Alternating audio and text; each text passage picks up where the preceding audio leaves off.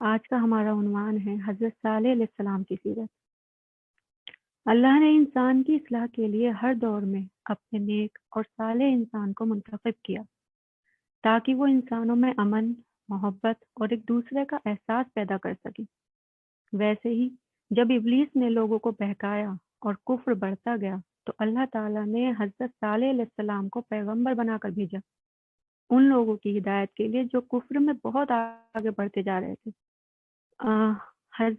یہاں پر ہم یہ چیز دیکھیں کہ جب جب دنیا میں بہت زیادہ لوگوں میں کفر بڑھتا گیا ہے، انکار بڑھتا گیا ہے اور غلط کام جب دنیا میں زیادہ بڑھتے گئے، تبھی اللہ پاک نے اپنے پیغمبروں کو ان کی ہدایت کے لیے بھیجا ہے۔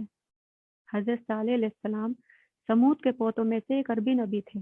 ان کا نسب نامہ اس طرح ہے: صالح بن عبید بن سیاف بن ماشک بن عبید بن حاجر بن سمود بن ارم بن سام بن نوح علیہ السلام۔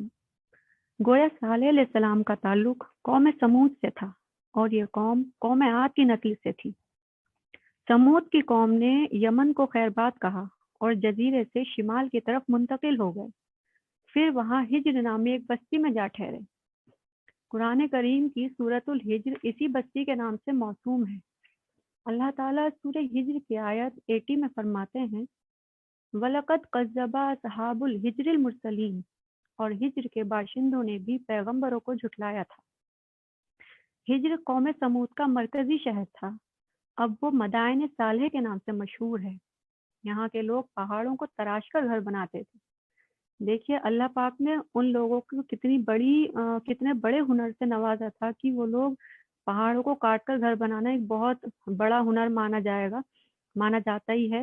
تو اللہ نے اتنے پہلے کے لوگوں کو اللہ پاک نے کتنے بڑے ہنر سے نوازا، اور یہ ہنر اور کاریگری انہوں نے قوم عاد سے وراثت میں پائی تھی۔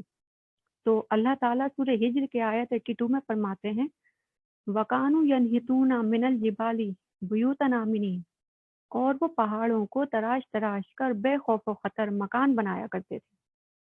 قوم عاد اور قوم سمود کو اللہ تعالیٰ نے بے انتہا نعمتوں سے نوازا تھا، لیکن قوم سمود نے ہر طرح سے قوم عاد کی پیروی کی اور ان کی تباہی سے نصیحت لینے کی بجائے بتوں کی عبادت شروع کر دی۔ پھر اللہ تعالیٰ نے ان کی اصلاح کے لیے ان کے درمیان حضرت صالح علیہ السلام کو مبعوث فرمایا۔ آپ نبوت ملنے سے پہلے بھی عقل مند اور علم والے تھے۔ آپ باعزت گھرانے سے تعلق رکھتے تھے۔ اپنے معاملات میں لوگ حضرت صالح علیہ السلام سے مشورہ لینے آتے تھے۔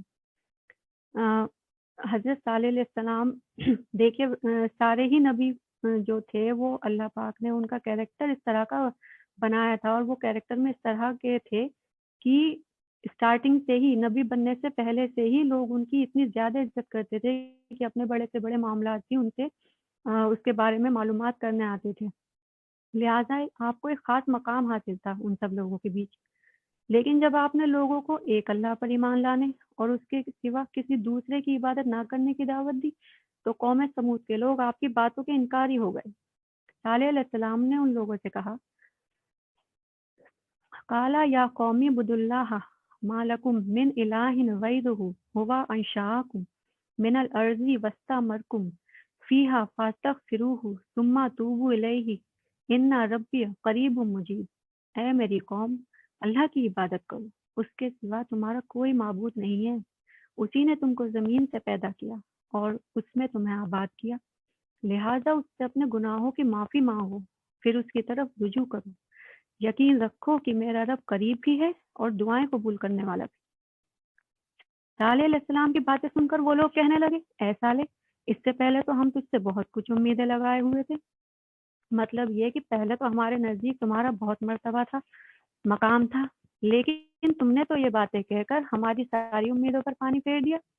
پھر کہنے لگے کہ جن بتوں کی عبادت ہمارے باپ دادا کرتے آئے ہیں، کیا تم ہمیں ان کی عبادت کرنے سے منع کرتے ہو؟ تو یہاں پر یہ بات دیکھیں آپ کہ جب تک صالح علیہ السلام نے ان کو کسی برائی سے نہیں روکا تھا، کسی غلط کام کرنے سے، یا جس غلط طریقوں سے وہ پیسہ کماتے تھے ان کاموں کو کرنے سے جب تک انہوں نے نہیں روکا تھا، تب تک تو ان کے بیچ میں صالح علیہ السلام بہت اچھے تھے اور جب انہوں نے انہیں روکنا شروع کیا، دین کی دعوت دینی شروع کی، ایک اللہ پر ایمان لانے کے لیے کہا، تو پھر وہ ان کے لیے بہت برے ہونے لگے، وہ انہیں برا سمجھنے لگے کہ یہ کیا کہہ رہے ہیں۔ اچھا، ان کے اس جواب کے باوجود صالح علیہ السلام انہیں اللہ کی طرف بلاتے رہے۔ صالح علیہ السلام نے ہود علیہ السلام کی طرح اپنی قوم کو نصیحت کی کہ اے میری قوم، تم نیکی سے پہلے برائی کی جلدی کر رہے ہو، اللہ سے معافی کیوں نہیں مانگتے کہ تم پر رحم کیا جائے؟ اللہ سے ڈرو اور میری اطاعت کرو۔ لیکن ظالموں نے بھی اسی طرح کفر کیا جیسے قوم عاد نے کیا تھا۔ وہ لوگ کہنے لگے کہ یہ کیسے ہو سکتا ہے کہ ہم اپنے میں سے ہی ایک شخص کے تابع ہو جائیں؟ ایسا تو ہو ہی نہیں سکتا کہ تم تو ہمارے جیسے ہو اور بالکل ہماری طرح ہو، چلتے ہو، پھرتے ہو، کھاتے ہو، پیتے ہو، تو ایسا کیسے ہو سکتا ہے کہ ہم تمہارے تابع ہو جائیں؟ تمہارے اندر ایسی کیا خاص بات ہے؟ تو حضرت صالح علیہ السلام نے انہیں بہت سمجھایا اور اللہ کے عذاب سے ڈرایا۔ تو وہ لوگ کہنے لگے کہ اگر تو سچا ہے تو کوئی معجزہ لے کر آ، لیکن وہ معجزہ ہماری مرضی کے مطابق ہو، اس صورت میں ہم ضرور ایمان لے آئیں گے۔ ان لوگوں نے کہا کہ تمہیں یہ کرنا ہوگا کہ بستی کے کنارے پتھریلی چٹان میں سے دودھ دینے والی 10 ماہ کی حاملہ اونٹنی نکالنی ہوگی۔ اس کا رنگ سرخ ہو، اس کی کھال پر بہت زیادہ اون ہو، بہت موٹی تازی ہو، وہ اکیلی اتنی بڑی ہو کہ ایک دن میں ایک کنویں کا پانی پی جائے، مطلب وہ، اور دوسرے دن ہم لوگ پیا کریں۔ یہ مطالبہ کر کے وہ سب ایک طرف بیٹھ گئے اور صالح علیہ السلام کی مذاق بنانے لگے۔ اس پر حضرت صالح علیہ السلام نے کہا کہ ٹھیک ہے، پھر تم اگر میں یہ معجزہ کر دوں اللہ کے حکم سے تو کیا تم سب لوگ ایمان لے آؤ گے؟ تو انہوں نے کہا کہ ٹھیک ہے، ہم ایمان لے آئیں گے، تم نے اگر یہ کام کر دیا تو ہم ایمان لے آئیں گے۔ تو حضرت صالح علیہ السلام نے کہا کہ ٹھیک ہے، پھر تم ایک دن سب لوگوں کو جمع کر لو۔ پھر ایک دن ان سب لوگوں کی موجودگی میں صالح علیہ السلام نے اللہ سے دعا کی، تبھی زمین پر زلزلہ طاری ہوا، ان کی آنکھوں کے سامنے چٹان پھٹی اور اس میں سے بالکل ویسی ہی اونٹنی نکلی جیسا کہ ان کا مطالبہ تھا۔ اللہ تعالیٰ صالح علیہ السلام کی زبانی سورہ ہود کی آیت 64 میں فرماتے ہیں، وَيَا قَوْمِ هَٰذِهِ نَاقَةُ اللَّهِ لَكُمْ آیَةً فَذَرُوهَا تَأْکُلْ فِی أَرْضِ اللَّهِ وَلَا تَمَسُّوهَا بِسُوءٍ فَیَأْخُذَکُمْ عَذَابٌ قَریب۔ اے میری قوم، یہ اللہ کی اونٹنی تمہارے لیے ایک نشانی بن کر آئی ہے، لہٰذا اس کو آزاد چھوڑ دو کہ یہ اللہ کی زمین میں کھاتی پھرے اور اس کو برے ارادے سے چھونا بھی نہیں، کہیں ایسا نہ ہو کہ تمہیں عنقریب آنے والا عذاب آ پکڑے۔ اچھا، اس اونٹنی کو چونکہ کسی اونٹنی نے جنم نہیں دیا تھا، اس لیے اس کو ناقۃ اللہ یعنی اللہ کی اونٹنی کہا گیا، اور ان لوگوں کی آنکھوں کے سامنے ہی اس اونٹنی نے ایک بچے کو جنم دیا جو بالکل اپنی ماں جیسا تھا۔ یہ اونٹنی اتنی بڑی تھی کہ ان لوگوں کے جانور اس اونٹنی کو دیکھ کر بھاگ جاتے تھے، اتنی زیادہ بڑی اونٹنی تھی اور اتنا زیادہ دودھ دیتی تھی کہ پوری قوم کے لوگوں کے لیے اس کا دودھ اکیلی اونٹنی کا کافی رہتا تھا، اور دیکھنے میں بالکل ہو بہو ایسی ہی تھی جیسے کہ ان لوگوں نے اس کا مطالبہ کیا تھا۔ اس معجزے کو دیکھ کر بہت کم لوگ ایمان لائے پھر بھی، اور زیادہ تر لوگ اپنے کفر پر ڈٹے رہے۔ اب ان کفر کرنے والوں نے کہا کہ اس اونٹنی نے تو ہمیں مصیبت میں ڈال دیا ہے، کہ مطلب جیسا ہم نے کہا تھا یہ تو ویسے ہی ہے، اب کہیں ایسا نہیں ہو جائے کہ ہمیں یہ تو سچا ثابت ہو گیا ہے صالح، تو کہیں ہمیں ایمان نہیں لے کے آنا پڑ جائے یا اس کی باتوں کے اوپر ہمیں توجہ دینی پڑے گی، اور اس اونٹنی سے ڈر کر ہمارے جانور بھاگ جاتے ہیں، تو یہ اس نے تو ہمیں مصیبت میں ڈال دیا ہے اونٹنی نے، تو لہٰذا ہمیں چاہیے کہ اس سے چھٹکارا حاصل کر لے۔ تو انہوں نے ایک آدمی منتخب کیا جس کا نام قدار بن سالف تھا، اور اس کا ایک ساتھی بھی اس کے ساتھ تھا۔ ان دونوں نے مل کر اونٹنی اور اس کے بچے دونوں کو قتل کر دیا، اور پھر سب کافروں نے اس کا گوشت پکا کر کھایا۔ پوری قوم کے جو لوگ تھے ان سب نے اس کا گوشت پکا کر کھایا۔ اس قدار کے بارے میں نبی کریم صلی اللہ علیہ وسلم کا ارشاد ہے کہ پہلے لوگوں میں سے سب سے زیادہ بدبخت یہی تھا، قدار بن سالف جو تھا۔ اچھا، یہ سب حالات دیکھ کر صالح علیہ السلام نے قوم سمود سے کہا کہ تم لوگ بس 3 دن اپنے گھروں میں اچھے سے رہ لو، اس کے بعد بے شک تم پر اللہ کا عذاب نازل ہوگا۔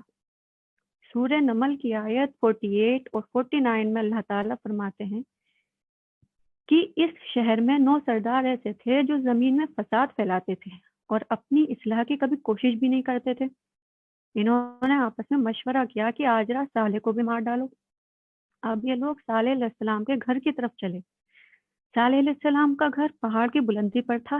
تبھی چٹان جو زمین تھی جس پر چڑھ کر اوپر جا رہے تھے وہ، تبھی زمین حرکت کرنے لگی اور اوپر سے ایک چٹان لڑکتی ہوئی آئی اور ان جو یہ صالح علیہ السلام کو قتل کرنے جا رہے تھے ان سب لوگوں کو اس چٹان نے پیس کر رکھ دیا۔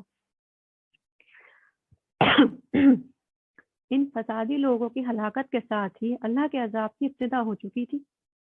چنانچہ صالح علیہ السلام نے اپنے ساتھیوں کے ساتھ اس بستی کو چھوڑ دیا۔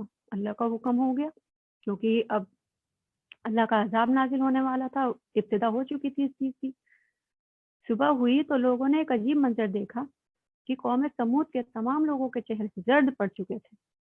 دوسرے دن سب کے چہرے آگ کی طرح سرخ ہوئے اور پھر تیسرے دن بالکل سیاہ ہو گئے۔ یہ سب دیکھ کر وہ لوگ چیخ پکار کرنے لگے۔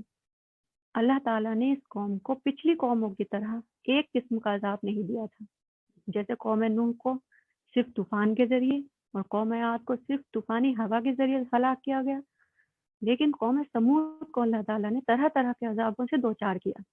ایسا اس لیے کیا گیا کیونکہ انہوں نے اپنی مطلوبہ شرط پوری ہونے کے باوجود ایمان قبول نہیں کیا تھا۔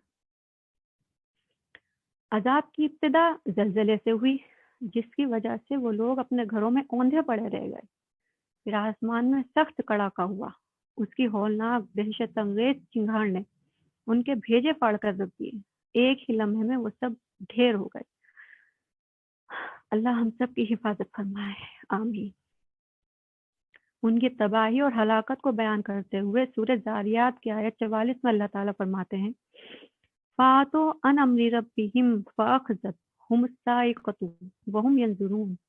انہوں نے اپنے رب کے حکم سے سرتابی کی، اس پر انہیں تیز کڑاکے نے آ لیا۔ آیت 45 میں اللہ تعالیٰ فرماتے ہیں فَمَا اسْتَطَاعُوا مِنْ قِيَامٍ وَمَا كَانُوا مُنتَصِرِينَ۔ بس نہ تو وہ کھڑے ہو سکے اور نہ ہی وہ بدلہ لے سکے۔ اور آگے اللہ تعالیٰ فرماتے ہیں کہ فما اغنا عنہم ما کانوا یکسبون، اور نتیجہ یہ ہوا کہ جس ہنر سے وہ کمائی کرتے تھے وہ ان کے کچھ کام نہ آیا۔ دوسری طرف صالح علیہ السلام اور ان کے ساتھیوں کو اللہ تعالیٰ نے اپنی رحمت سے ان عذابوں سے محفوظ رکھا۔ اس قوم کے آثار آج تک باقی ہیں۔ مدینہ منورہ کے شمال مغرب میں ان کے گھر موجود ہیں۔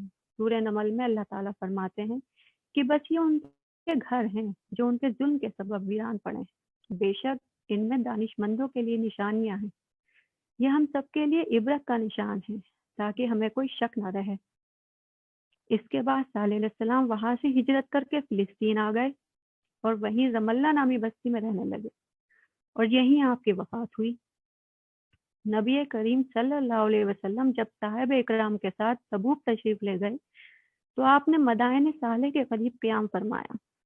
وہاں پر صحابہ نے ان کنوؤں سے پانی لے لیا جو قوم سمود کے استعمال میں رہے تھے اور کچھ برتن بھی وہاں سے لے لیے۔ آپ کو جب یہ پتہ چلا تو آپ نے حکم فرمایا کہ ان برتنوں کو توڑ دو اور اس پانی کو بہا دو، اور جو اس پانی سے کھانا تیار کیا ہے اس کو الٹ دو۔ آپ صلی اللہ علیہ وسلم نے انہیں ان گھروں میں داخل ہونے سے بھی روک دیا جن میں اللہ کا عذاب نازل ہوا تھا۔ آپ نے فرمایا کہ میں ڈرتا ہوں کہ تم پر بھی ایسا عذاب نہ آ جائے جیسا ان لوگوں پر آیا تھا۔ یہاں پر یہ چیز ہے کہ پیارے نبی نے یہاں تک کہا ہے کہ اگر ان گھروں میں کبھی داخل اول تو ہونا ہی نہیں ہے چاہیے ہم لوگوں کو، لیکن اگر کبھی داخل ہونا پڑ جائے تو روتے ہوئے داخل ہوئیے، اللہ سے ڈرتے ہوئے داخل ہوئیے، اور اگر ہمیں رونا بھی نہیں آئے تو رونے جیسی شکل بناتے ہوئے تب ان گھروں میں داخل ہوئیے، کیونکہ واقعی ان لوگوں پر بہت بھاری عذاب آیا تھا ان کی نافرمانیوں کی وجہ سے۔ اور پیارے نبی نے ہمیں یہی فرمایا تھا اس میٹر پر۔ اللہ تعالیٰ فرماتے ہیں کہ قوم سمود نے اپنے رب سے کفر کیا، سن لو کہ ان سمودیوں پر فٹکار ہے۔ قرآن کریم میں قوم سمود کا قصہ 26 سے زیادہ بار بیان کیا گیا ہے۔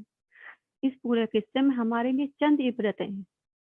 سنت اللہ تو یہ رہی ہے کہ اگر اللہ تعالیٰ اپنے پیغمبر کو کسی قوم کی ہدایت کے لیے بھیجے اور قوم اس کی ہدایت پر کان نہ دھرے تو ضروری نہیں کہ وہ قوم ہلاک کر دی جائے، لیکن جو قوم اپنے نبی سے اس وعدے پر نشان طلب کرے کہ اگر ان کا مطلوبہ نشان ظاہر ہو گیا، جیسے کہ قوم سمود نے صالح علیہ السلام سے اپنا مطلوبہ نشان ظاہر کروایا، معجزہ کروایا کہ آپ اونٹنی ایسے ایسے اونٹنی نکال دیجئے تو ہم ایمان لے آئیں گے۔ تو ایسے ہی یہاں ہے کہ اگر ان کا مطلوبہ نشان ظاہر ہو جاتا ہے تو وہ ایمان لے آئیں گے، اور پھر نشان آ جانے کے بعد وہ ایمان نہ لائے تو اس قوم کی ہلاکت یقینی ہے۔ اللہ تعالیٰ پھر اس قوم کو معاف نہیں کرتے جب تک کہ وہ اللہ کے دین کو قبول نہ کرے یا عذاب الہی سے مٹ کر دوسروں کے لیے عبرت کا نشان نہ بن جائے۔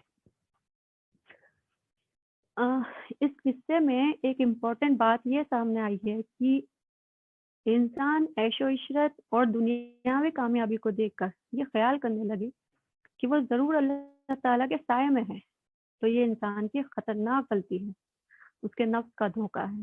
قرآن کریم کے اس قصے میں قوم سمود کے بارے میں جگہ جگہ اس بات کی وضاحت ہے کہ بعض اوقات زیادہ سے زیادہ خوش عیشی زیادہ سے زیادہ عذاب کا بیش خیمہ ثابت ہوتی ہے۔ کہ ہم لوگ جیسے آپس میں کوئی زیادہ مالدار ہوتا ہے، ہر طرح سے خوشحال ہوتا ہے، تو ہمارے دماغوں میں بھی یہ چیز آ جاتی ہے، اور اس کے خود کے دماغ میں کہیں نہ کہیں یہ رہتا ہے کہ بھئی اللہ تو ہم سے بہت زیادہ خوش ہے۔ تو یہ سب چیزیں ہماری آزمائش کے لیے ہوتی ہیں، جتنی ہمارے پاس دولت ہے یا جتنی ہمارے پاس غریبی ہے۔ غریبی بھی اللہ کی آزمائش ہے اور دولت بھی اللہ کی آزمائش ہے، لیکن دولت والے زیادہ تر لوگوں کے مائنڈ میں کہیں نہ کہیں یہی چیز رہتی ہے، اور جو انہیں دیکھنے والے لوگ ہوتے ہیں ان کے دماغ میں کہیں نہ کہیں کہ بھائی اللہ تو اس سے بہت زیادہ راضی ہے، اس کے پاس تو سب کچھ ہے۔ تو یہ چیز قرآن کریم میں یہی بتایا گیا ہے کہ بعضی دفعہ ایسا ہو جاتا ہے کہ زیادہ سے زیادہ خوش عیشی زیادہ سے زیادہ عذاب کا بیش خیمہ ثابت ہوتی ہے۔ اگر ہم نے اپنی دولت کو صحیح راستے میں خرچ نہیں کیا تو وہی دولت ہمارے لیے عذاب کا ذریعہ بن سکتی ہے۔ قرآن میں اللہ تعالیٰ فرماتے ہیں تیرے رب کی پکڑ بہت سخت ہے، لیکن اس کے ساتھ ہی یہ بات بھی ہے کہ کسی قوم میں تمام تر خرابیوں کے باوجود اگر قوم سے اکثر افراد اللہ کے شکر گزار ہوں، اس کے بندوں کے ساتھ انصاف کرنے والے اور آپس میں نیک نیت اور خیر خواہی کرنے والے ہوں، تو بلا شبہ وہ اللہ کے یہاں مقبول بندے ہیں، اور انہی کو دنیا اور آخرت کی کامیابیوں کی بشارت ہے، اور انہی کے لیے یہ دنیاوی عیش اور اللہ کی بے انتہا نعمتوں کی علامت ہے۔ تو اب ہمیں یہ دیکھنا چاہیے کہ ہم کس کیٹیگری میں آتے ہیں۔ کیا ہم واقعی اللہ کے نیک بندوں میں شمار ہونے کے لائق ہیں؟ ہم سب ایمان کا دعویٰ تو کرتے ہیں اور ایک اللہ کو ماننے کا دعویٰ بھی کرتے ہیں، لیکن ہم اپنے اخلاق اور اپنے کردار کی طرف زیادہ توجہ نہیں دے پاتے۔ لیکن کیا صرف نمازیں پڑھنے اور روزے رکھنے سے اور زکوٰۃ دینے سے ہمیں جنت حاصل ہو سکتی ہے؟ میں سوچتی ہوں ایسا نہیں ہے، کیونکہ پیارے نبی نے کہا ہے کہ اچھا اخلاق آدھا ایمان ہے۔ اور جب ہم کسی سے ملتے ہیں، آپ یہاں دیکھیے کہ جب ہم کسی سے ملتے ہیں تو اس کے سامنے سب سے پہلے ہمارا اخلاق ہی آتا ہے۔ ہماری عبادت کے بارے میں تو وہ کچھ ٹائم بعد ہی جان پاتا ہے، ایک دم سے نہیں جان پاتا ہے۔ ایک طرف تو ہم اللہ کی عبادت کرتے ہیں، روزہ زکوٰۃ کرتے ہیں، اور اگر دوسری طرف ہم کسی کو دھوکہ دے رہے ہیں یا ہمارا پڑوسی ہم سے پریشان ہے یا ہم اپنے رشتوں کے حقوق ادا نہیں کرتے، تو آپ خود سوچیں کہ کیا اس حالات میں اللہ ہماری عبادت قبول کرے گا؟ کیا وہ ہم سے راضی ہوگا؟ اگر ہم صرف عبادت ہی کرتے رہیں اور جو ہمارے معاملات ہیں، جو ہماری سوشل لائف ہے، اس میں اگر ہم صحیح نہیں ہوں، ہمارا اعمال صحیح نہیں ہو، تو کیا اللہ ہماری عبادت کا بھوکا ہے؟ کیا اللہ ہماری عبادت قبول کرے گا؟ اللہ کو ایسی عبادت کہاں چاہیے؟ سب سے پہلے کلام پاک میں بھی جگہ جگہ یہی ہے کہ ایمان لانے کے بعد آپ کو نیک اعمال کرنے ہیں، کہ جو لوگ ایمان لائے اور نیک اعمال کیے ان کے لیے جنت ہے، ان کے لیے باغ ہیں، ہر جگہ کلام پاک میں یہی ہے۔ تو آپ پہلے ہم ایمان لائے ہیں تو اس کے بعد ہمیں نیک اعمال کرنے ہی ہیں، کیونکہ بنا نیک اعمالوں کے ہمارا ایمان بھی کسی کام کا نہیں رہے گا پھر، اور نہ ہماری عبادت کسی کام کی رہے گی۔ کیونکہ دنیا میں جتنے بھی پیغمبر آئے ہیں سب نے اپنی اپنی قوموں کی برائیوں کو دور کرنے کی کوشش کی، انہوں نے صرف یہ نہیں کہا کہ لوگوں صرف اللہ کی عبادت کرو اور پھر جیسے چاہو اپنی زندگی گزارو، یعنی کہ ایک مومن آزاد نہیں ہے کہ جیسے بس ایمان لے آئیں اب تو ہم مسلمان ہو گئے اور بس اب ہمیں چاہے ہم جو کریں، چاہے کسی کو دھوکہ دیں، چاہے ہم سود کھائیں، چاہے ہم حرام کی روزی کمائیں، ہمیں کوئی دیکھنے والا نہیں ہے، چاہے ہم شراب پئیں۔ ایک مومن جو ہے وہ آزاد لائف نہیں گزار سکتا، اسے کہیں نہ کہیں اللہ کا خوف ہے، اور ہونا بھی چاہیے کہ مجھے کسی کے سامنے مرنے کے بعد کھڑا ہونا ہے اور اسے جواب دینا ہے۔ وہ مجھ سے میری جوانی کے بارے میں کہاں خرچ کی، میری دولت کے بارے میں، میرے علم کے بارے میں، ہر چیز کے بارے میں مجھ سے سوال کرے گا اور مجھے اسے جواب دینا ہے۔ تو ہر مومن کے دماغ میں یہ چیز ہونی ہی چاہیے، اور جس کے دماغ میں یہ چیز نہیں ہوگی تو شاید وہ صحیح معنوں میں مومن ہی نہیں ہو سکتا ہے میرے حساب سے۔ ان سب پیغمبروں نے، جتنے بھی پیغمبر ہماری دنیا میں آئے ہیں، اللہ نے جتنے پیغمبروں کو بھیجا ہے ہماری ہدایت کے لیے، ان سب پیغمبروں نے دھوکہ دینے، جھوٹ بولنے، بدکاری کرنے، کم تولنے، چوری کرنے اور لوگوں پر ظلم کرنے کو منع کیا۔ اس کے ساتھ ہی انہوں نے لوگوں کو اپنا اخلاق اچھا کرنے، کردار کو نکھارنے، دیانتدار بننے، صبر کرنے اور معاف کرنے والا اور حقوق ادا کرنے والا بننے کی نصیحت کی۔ اب دیکھیے، سب سے پہلے جب جو نبی تھے سب نے دین کی دعوت دی، ایک اللہ کو مانو، اسی کی عبادت کرو، اس کے سوا کوئی ہمارا معبود نہیں ہے، کوئی تمہارا معبود نہیں ہے۔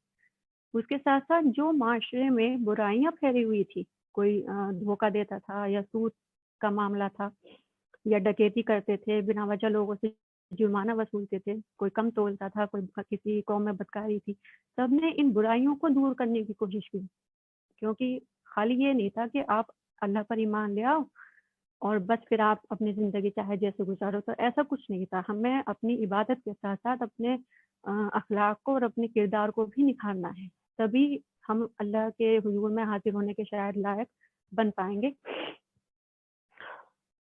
تو حقوق ادا کرنے والا بننے کی نصیحت کی، اور چونکہ یہ سب اللہ تعالیٰ کی صفات ہیں تو ہمیں چاہیے کہ ہم ان سب کوالٹیز کو اپنے اندر شمار کرنے کی کوشش کریں، تاکہ ہم اللہ تعالیٰ کے زیادہ سے زیادہ قریب ہو سکیں۔ جتنی زیادہ کوالٹیز ہمارے اندر اس طرح کی ہوں گی، ہم معاف کرنے والے ہوں، صبر کرنے والے ہوں، جھوٹ نہ بولتے ہوں، سچ بولنے والے ہوں، وعدہ خلاف نہ ہو، ہم وعدے کو ٹائم پہ پورا کرنے والے ہوں، امانت دار ہوں، امین ہوں، تو جتنے زیادہ ہمارے اندر یہ کوالٹیز ہوں گی، اتنے ہی زیادہ ہم اللہ کے شاید اتنا ہی زیادہ قریب ہو سکتے ہیں، اور اللہ کو اتنا ہی زیادہ ہم پا سکتے ہیں۔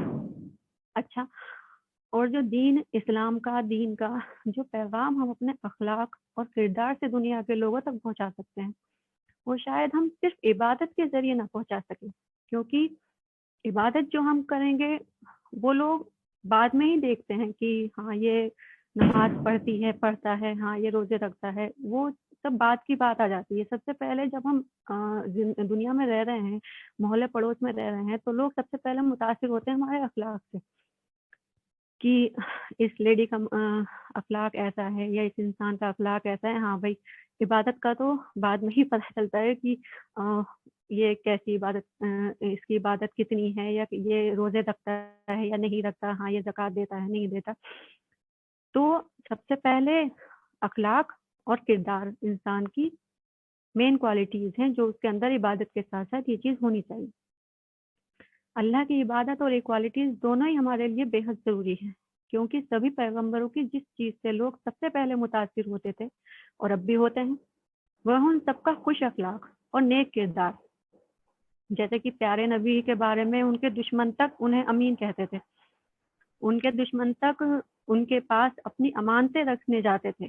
انہیں اتنا یقین تھا، انہیں پتا تو تھا کہ ہمارا دشمن ہے، لیکن انہیں بھروسہ اتنا تھا ان کے اوپر، اتنا زیادہ ان کے اوپر اعتبار تھا کہ وہ اپنا سامان بھی، قیمتی سامان بھی ان کے پاس رکھ دیتے تھے۔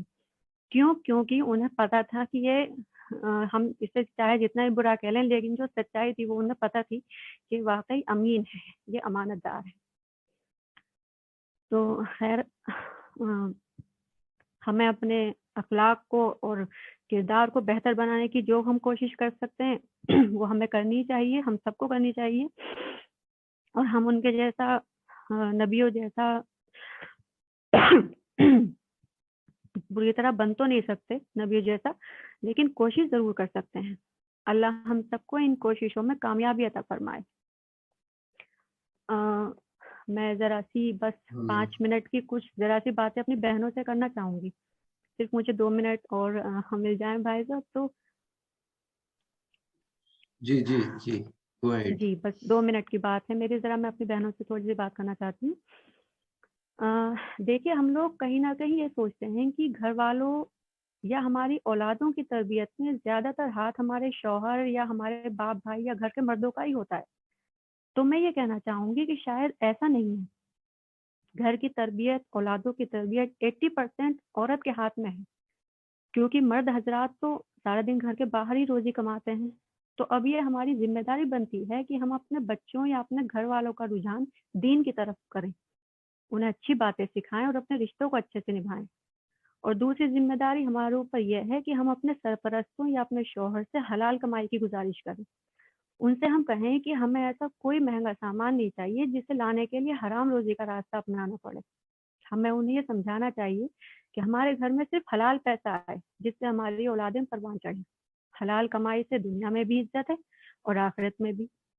اور ہم سب جب حلال رزق کھائیں گے تو سب طرف خوشحالی ہی ہوگی، کیونکہ حرام کمائی کے لیے ہی انسان کسی کا دل دکھاتا ہے، کسی کو تکلیف پہنچاتا ہے۔ زیادہ تر حرام کمائی میں ہی یہ کام ہوتے ہیں، اور جب سب طرف حلال معاملہ ہوگا تو ظاہر سی بات ہے نہ کسی کو کوئی دھوکہ دے گا، نہ کسی کا کوئی دل دکھائے گا۔